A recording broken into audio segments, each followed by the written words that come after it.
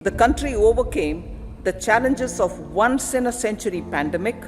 As a result, our young country has high aspirations, have targeted each and every household and individual through housing for all, Har Ghar Jal, electricity for all, cooking gas for all, bank accounts and financial services for all.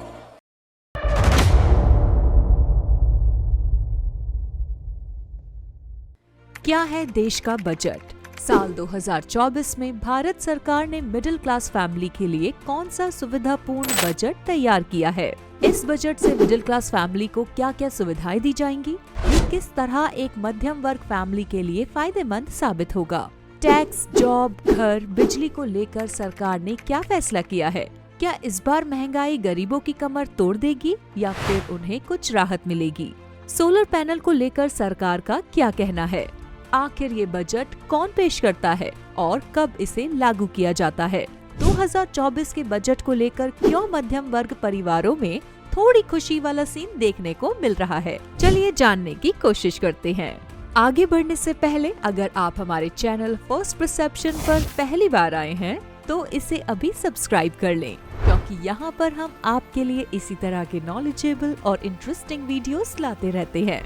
Budget ये सिर्फ एक शब्द नहीं बल्कि वो पूरा लेखा जोखा है जिसकी मदद से चाहे घर हो या देश, दोनों को फाइनेंशियल तरीके से स्टेबल रखा जा सकता है। आय के मुताबिक व्यय का ध्यान रखना बजट हमें सिखाता है। जिस तरह घर चलाने के लिए मासिक बजट तैयार किया जाता है, ठीक उसी तरह हर साल 1 फरवरी को अंतरिम बजट पेश किया जाता है। इसे भारत का बजट या केंद्रीय बजट भी कहा जाता है, जिसे भारत के संविधान के आर्टिकल 112 में एनुअल फाइनेंशियल स्टेटमेंट के रूप में भी जाना जाता है, जो कि भारत गणराज्य का वार्षिक बजट है। इसे वित्त मंत्री पेश करता है और इस साल यानी 2024 का बजट केंद्रीय वित्त मंत्री निर्मला सीतारमण ने पेश किया है, जिसमें मध्यम वर्ग के परिवारों पर खास ध्यान दिया गया है और उनके लिए काफी बेहतर नई पॉलिसीज भी बनाई गई हैं। इस बार के अंतरिम बजट में पहले बात करें इनकम टैक्स की, तो इस बार इनकम टैक्स में कोई भी बदलाव नहीं किए गए हैं।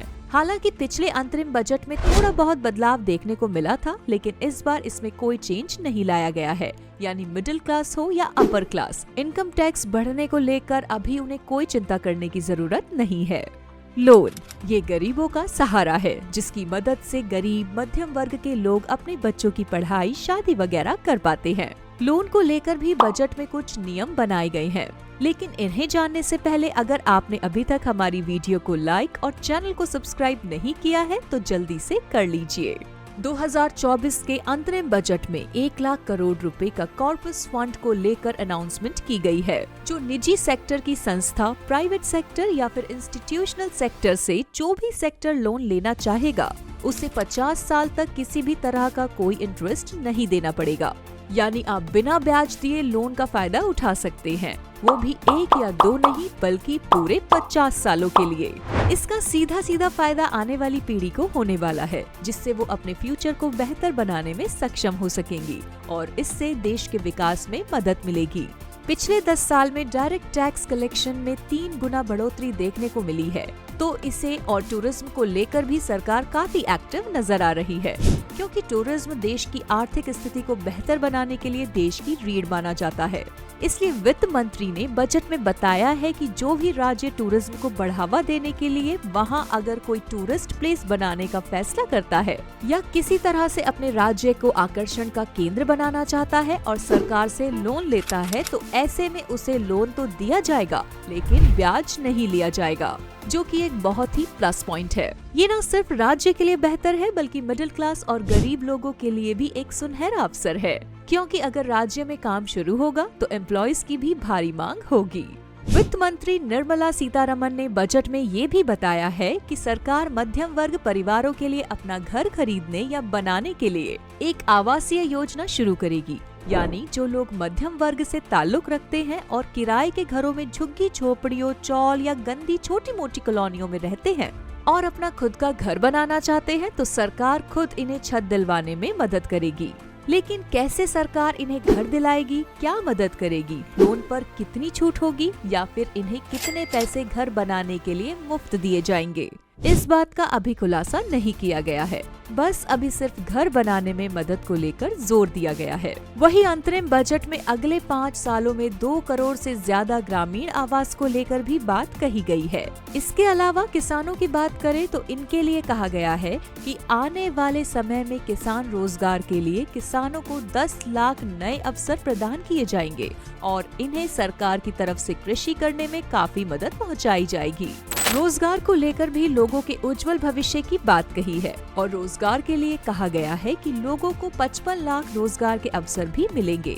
साथ ही बजट से हमें ये भी जानकारी मिली है कि सरकार ने जो भी फैसले किए हैं, जो भी अब तक कदम उठाए गए हैं, उनसे महंगाई ज्यादा नहीं बढ़ी है, बल्कि देखा जा रहा है कि जब से भाजपा सरकार आई है तो पिछले कुछ वक्त में मिडिल क्लास फैमिली की जो आर्थिक स्थिति है उसमें काफी सुधार आया है और इनकी आमदनी यानी इनकम भी 50% बढ़ चुकी है, जो कि देशवासियों और देश के लिए एक अच्छी खबर है।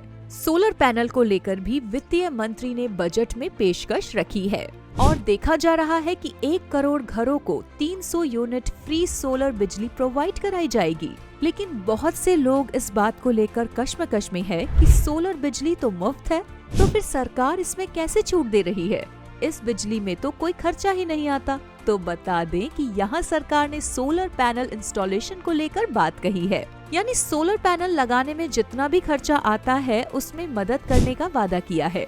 क्योंकि भले ही सोलर लाइट मुफ्त हो, लेकिन जब इसे लगाने की बात आती है तो मिडिल क्लास फैमिली इसके इंस्टॉलेशन के खर्चे को देखकर इसे लगाने से कतराती है। ऐसे में अगर सरकार इनकी तरफ मदद का हाथ बढ़ाती है तो आप देख सकते हैं कि परिवारों की आर्थिक स्थिति कितनी बेहतर हो सकती है। हालांकि अभी इस बात का खुलासा नहीं किया गया है कि सोलर पैनल मुफ्त दिए जाएंगे या फिर इन्हें लगाने में मदद मिलेगी। अभी ये देखना बाकी है। ऐसे ही कुछ नियम न सिर्फ मध्यम वर्ग के लिए लाभकारी होने वाले हैं, बल्कि भारत देश की तरक्की में भी काफी अहम भूमिका निभा सकते हैं। क्योंकि जब देश का युवा आर्थिक तौर पर मजबूत होगा तो देश की अर्थव्यवस्था भी मजबूत बनी रहेगी। तो दोस्तों, आपकी बजट को लेकर क्या राय है? क्या जैसा बजट में दिखाया और बताया गया है कि सारी सुविधाएं लोगों को मुहैया हो पाएंगी? कमेंट सेक्शन में लिखकर जरूर बताएं। वीडियो को लाइक, शेयर और चैनल को सब्सक्राइब कर बेल आइकन को प्रेस करें।